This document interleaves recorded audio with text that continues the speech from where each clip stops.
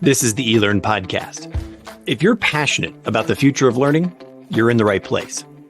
The expert guests on this show provide insights into the latest strategies, practices, and technologies for creating killer online learning outcomes.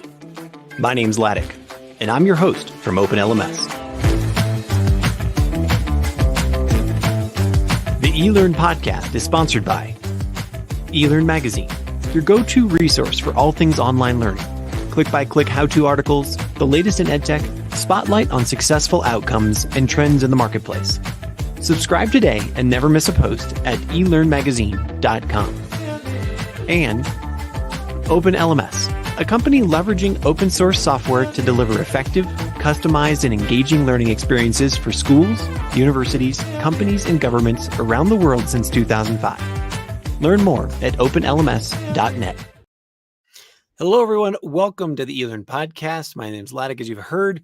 But as I like to say, this show is not about me. It's about my guest. Danielle Wallace is my guest today. How are you today, Danielle? It's delightful to be here. Thank you. Yeah, awesome. Where in the world do we find you sitting? I am sitting in warm, balmy, sunny. No, I'm sitting in Toronto, Canada, in a little bit of a frigid dip right now, and excited to be here. Nice. Let's see, Toronto, Canada. Yeah, so I guess, we're recording this, sort of the middle of January. Much of the middle of the United States is gripped in a, let's say, a massive cold front. I don't know. Again, so I guess the border doesn't protect you against any of that weather stuff. So, although, I guess most people think Canada, they think a little colder maybe. Fantastic. Well, thank you for joining me. Today, we're going to talk about how to apply marketing principles to learning. And so I would love to first have you introduce yourself and tell us about who you work for, what you do, and how you've been thinking about this. Yeah, so I'm Danielle Wallace. I'm the Chief Learning Strategist of Beyond the Sky Custom Learning. We provide custom learning solutions on behalf of our global clients. But really, stepping back into that, my world was marketing. I lived and breathed as a marketer at Procter & Gamble and PepsiCo, where, amongst other things, I really got people to change their behavior. So, sorry, I got you to buy more Doritos or more Swiffer or Olay or Old Spice, which is fun. Loved it. Great training ground, great learning. But now I'm able to provide the same powers maybe, but for the forces of good, into effective learning solutions. And I'm super passionate about sharing these tips and techniques so we can actually transform learners' behavior to create meaningful, real change. That's fantastic. I think if I were to be honest about my, the universe of learners or professional instructors, people who are in the learning business over the last, let's say, 10 years, when you say the word marketing to them, there is an allergy. There is I don't do that. I'm not in sales. I don't know what to do about marketing. So I kind of want to just overcome that barrier around, let me leave it there. Help me overcome that barrier, because I know that there's resistance to being in that, having those two come together. Yeah, there's both resistance, but there's also this attraction. There's resistance because people don't want to be salespeople, and we're not salespeople. We're truly helping people learn. That's what I think most people are in this industry for. And then there's attraction because people see the executions, the exciting part, the sexy part of marketing, and they're like, "Oh, cool! Wouldn't that be lovely? Wouldn't it be great if we just put some jazzy music into our e-learning solution, like a marketing commercial, and voila, it's perfect." Not at all. Far from it. What's interesting is there's even more of an allergic reaction, Ladek, more so when it comes to what true marketing is. And a lot of that is data. It's all based on strong data, making the right database decisions, which many people in the learning and development field truly are just averse to, don't want to go there. So that's the underlying thing that I think is even stronger as an aversion. Give me an example of the data that you might use in marketing that you could also apply in learning that you either don't usually see done, or maybe it's low hanging fruit that someone could use real quick or something like that. Yeah, I mean, if such a key fundamental is having a learner persona. So that when I was in the marketing world, that's what I did. I created consumer personas based on my consumer targets. That's where this whole concept comes from. And it's through this really deep data. So we would have extensive data in the marketing world, like maybe not quite that big a budget for learning and development, but we still have data in learning and Mhm. development that we can use to help inform, infuse, make the right data-based decisions. Like we're not doing things here based on gut. We're doing it based on our deep understanding of the learner and the insights we have on that. That is something that I think every learning and development professional can and should be taking away to create better learning solutions that permeate so many different types of media and such. Give me some examples of what types of data go into the learner persona. Yes, in a learner persona, we look at not just the demographics. Okay, great. Mary's uh, our target learner is 73 years old. No, we actually look at what the lifestyle is. What are those psychographic characteristics? Actually, Mary is retired. She's doing this because she's motivated. You look at motivations. She's motivated by helping her community. That's why she's taking on this volunteer work with an organization. She's not open to e-learning training whatsoever. We look through the data that we gather through qualitative and quantitative. We look at, oh, she really values face-to-face classroom learning because she thinks that's how training should be and that's how connections are made. So all that data to get to that end learner persona that I trying to paint a picture to, I used surveys, focus groups, LMS data, like quantitative, Mhm. qualitative data. So not the sexy stuff, like it's data analysis, yeah, but it's so powerful, Attic. It's so powerful. Even in that one example I just gave with Mary as one of our learner personas, we were able to pivot what otherwise would be a failed systems training. It was supposed to be all online systems training, like realizing Mary is like is checked out already. We were able to ideate from the start a better learning solution that actually met Mary's needs based on a deep understanding of who the learner was. Just like we do with the marketing world. Like we do this day in, day out in good marketing companies, having a strong understanding of who your consumer is. Why not apply that same proven principles to learning and development to create better learning strategy as well? Mm. Are there any, before I ask about other marketing techniques, are there any like super strange aha, moments that you've had over the last couple of years here about when you've uncovered particular personas about what motivates them or about what nudges them or, reasons why they make choices to either engage in a particular type of learning or not? Yeah, with one learner persona analysis, we were doing what came through not in the quantitative data, which seemed fairly straightforward. Okay, we got demographics, we got, their supposed attitudes. Upon observing, we realized, oh my gosh, people actually don't communicate with each other. They will message. These are the particular client, everybody's based on the computers, but they're able to be in an office and talk. They would type to each other. So Mhm. that was maybe why some of the social learning interventions were like truly falling apart. Like we have the wrong culture here. Oh, okay, no Mhm. problem. Upon knowing this information, then you can create either the right strategy or the right interventions as needed. Wow. So, maybe, yeah, I just kind of want to ask that bigger, broader question of like, what other pieces of the that you would use as typical marketing tools do you now apply in the L&D space, or what, or maybe the top 5 tools or techniques or processes that you would recommend to others to start applying? Yeah, I'll share with you probably the easier to grasp elements that today's listeners can really totally take away. I would say two things really come to mind that we should be able to take away today is the use of effective visuals to convey your message and then the right ancillary concise text. So with visuals, think about being able to portray your learning concept, whether it's e-learning, virtual class, pictograph, etc., with visuals. We've created learning videos, we've created e-learning as an example where people get what's happening Mhm. just because of the tools are creatively depicting what that message is. So it's being very conscious of choosing visuals that convey. And then secondly, going with that, as mentioned, is the concise text. So in any marketing piece you'll ever C, the text is very carefully chosen. No matter what the piece, there's always so much limited space, and the cost in the marketing world of running any execution is quite high, often paid on impressions.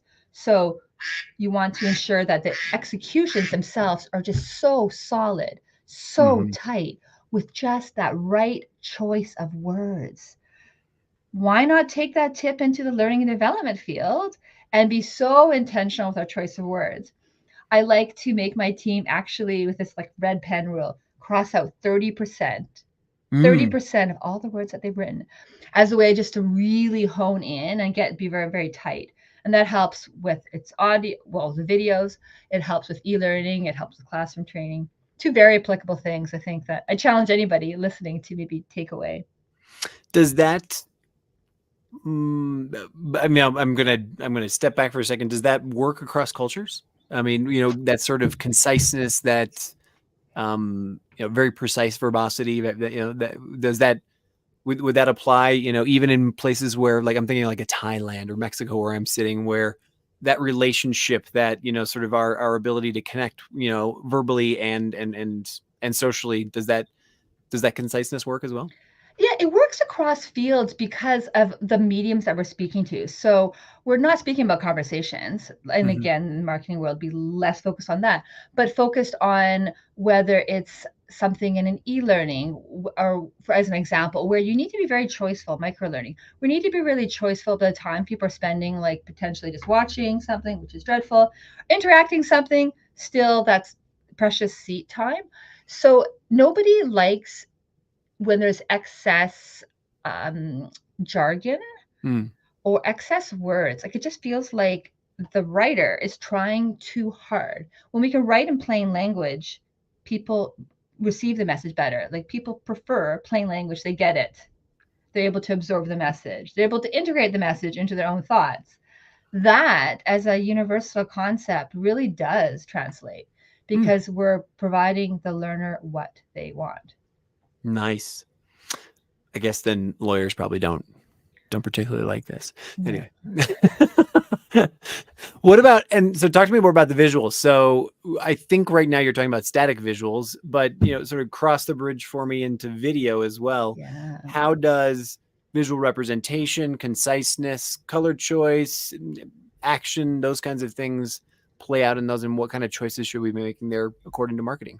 Yeah, it all comes together. So video is this fantastic multi-sensorial experience where we can actually touch the intellect, touch the heart of our learners through this variety of senses.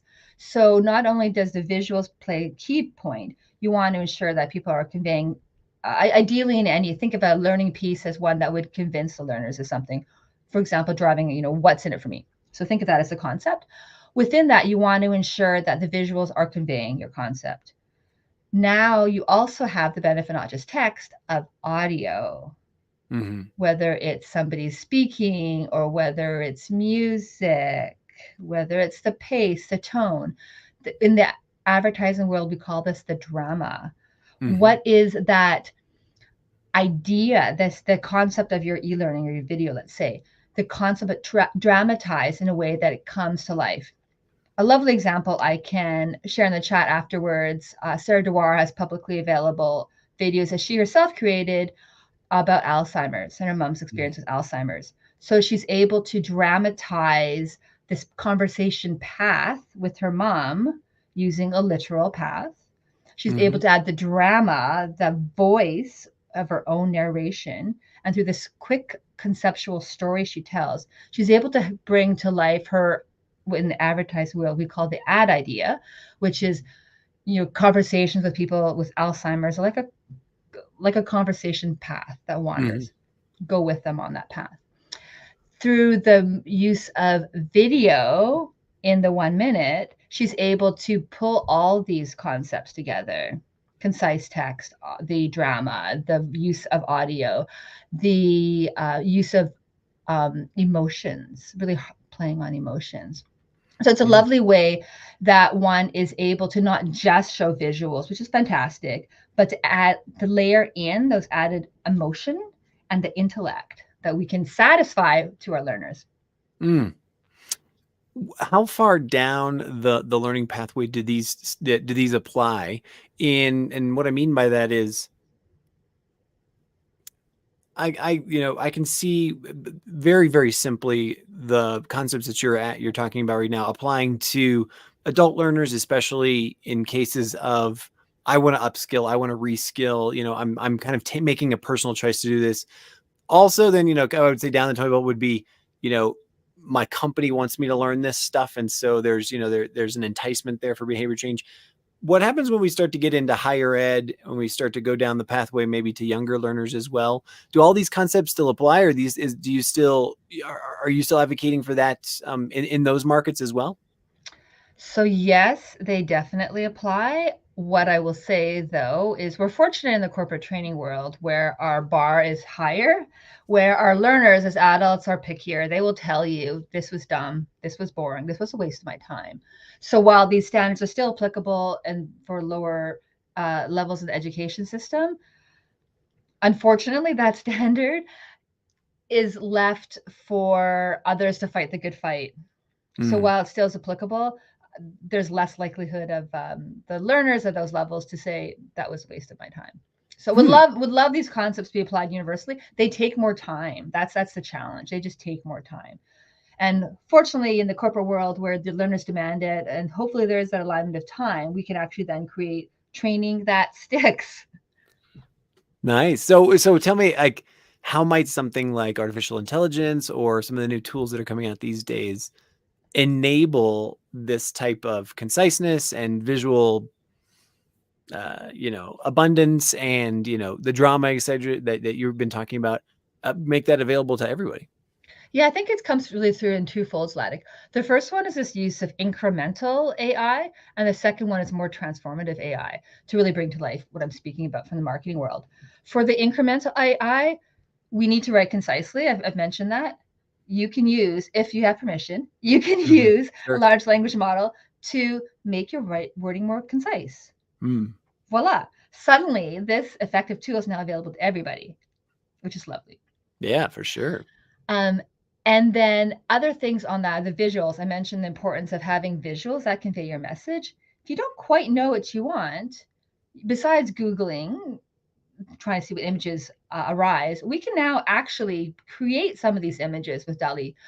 So it gives us the opportunity to try to iterate, to actually, if or even if you know it, could actually create that image that conveys your message. A neat example of that was training I was doing for providing eating Tostitos, trying to encourage us everyday meal consumption, so not just a snack. So the key visual that I needed for that was a plate, which had dinner plate, fork and knife, and instead of a meal in the middle, there was chips because I'm trying to Uh-huh. encourage chips as everyday meal consumption. Great.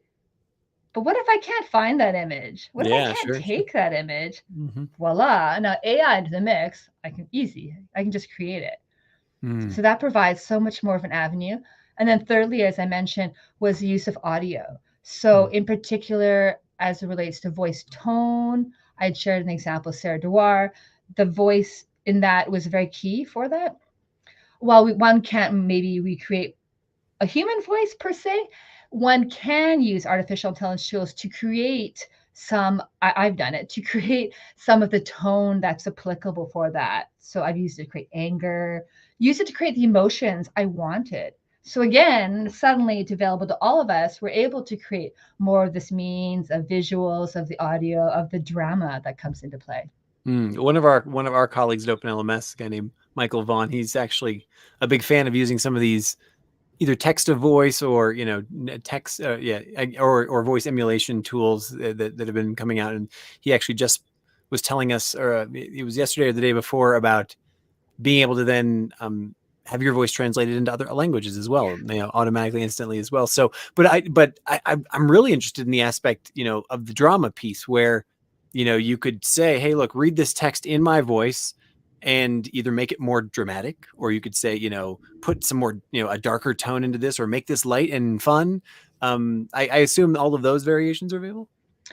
There's still the We will get to a place where we can actually have the AI tools from a more a technical aspect, even speaking with voice, get to a place where it matches what we want to bring the drama to life. So there is still a bit of a gap in that control, which then is as a place for all of us as humans still to help fill that gap or to help refine. It also is a place for us humans to be able to then put the other pieces in. We need to be able to realize, realize that we need music, that we need tone, that we need to have a deliberate emotion that we choose. So I'm all over using AI tools, use them constantly, but I'm also aware that I'm driving it because I know what my outcome is as it relates to the multisensorial experience that I can create in a video, the creative transformation of the learning concept into something that sticks. Like even that example of the Tostitos everyday meal consumptions with a plate on a dinner plate, the chips on a dinner plate. Like there's a human, me, driving that idea through. So the tools are fantastic right now to help us get to there a bit quicker. Take me to the other side of the learning that you put out into the world, either it Beyond the Sky, or for the clients that you do.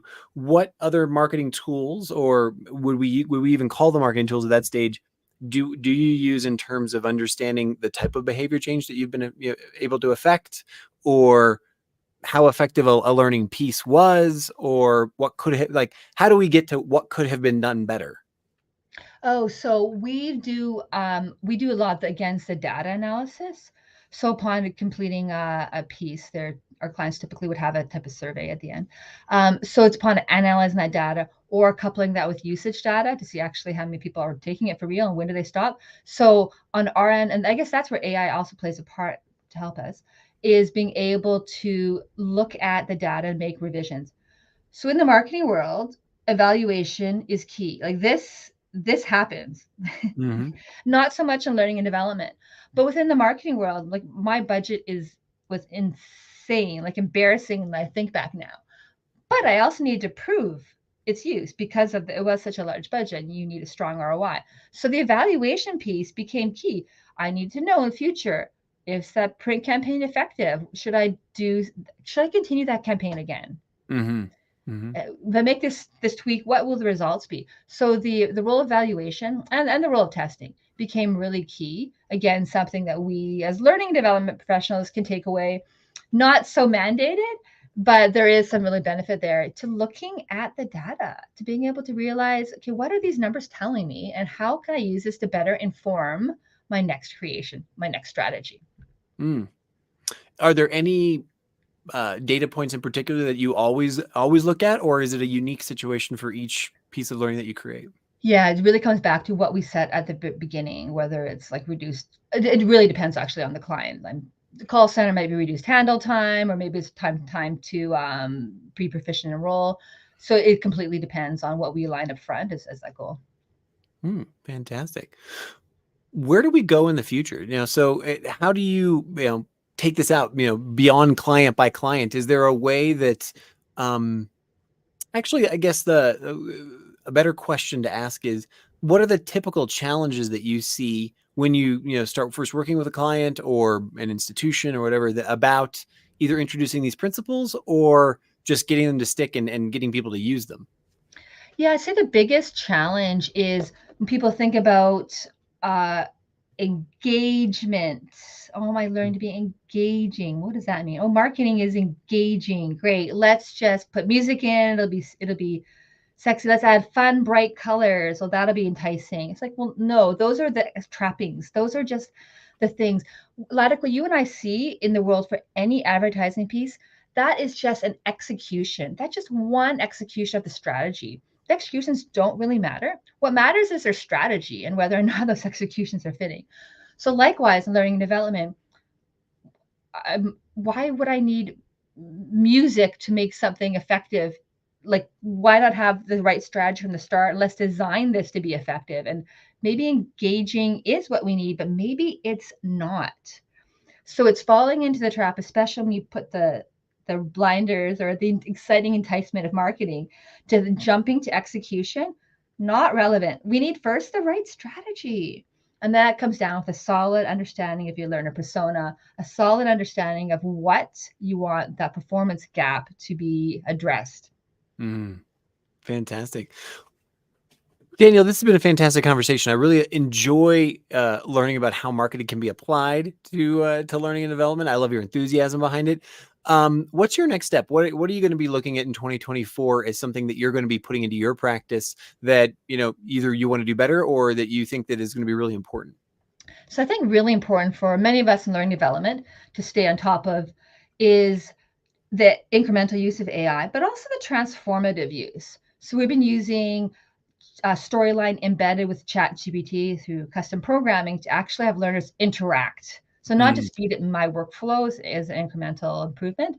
Great, I can create voiceovers. No. Actually, there's this transform learning. Let's have people get 100% custom feedback on their role play. Let's get people get 100% custom coaching on this topic. So that's where we're playing, because we really actually want to use these tools to help make a difference, to help make the skills stick. This Sure, isn't yeah. just about, taking training that's going to be engaging and fun. This actually has to be effective. So that's where we're heavily playing. I actually have a community practice. It's just a way that we get the community together to share ideas. So collectively, we can all be helping each other get to that next stage. So I run a community practice on that topic as well. Can other people join that community practice? Indeed, you can. It's for, again, totally free. It's at beyondthesky.ca/AI. I can put in show notes as well the link. It's a great group just to be able to learn from each other. Different guests come in, but it's truly just a way to connect and grow. Like in the marketing world, there's so much we can continue to learn.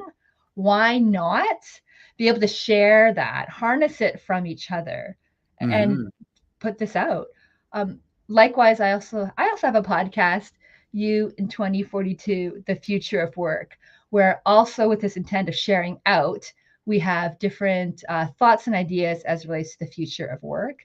Again, just collectively trying to help upskill this entire industry. Just want to make sure they heard the name correctly. It's called You in 2042. That's right. That's pretty cool. I like that. I wonder who I'll be in 2042. That's Anyway, the fun part. Danielle Wallace, this has been a fantastic conversation. Thank you so much for taking time out of what I'm sure is your very busy day to join me here on the eLearn podcast. Thank you so much. It was so much fun. Thank you, Laddick.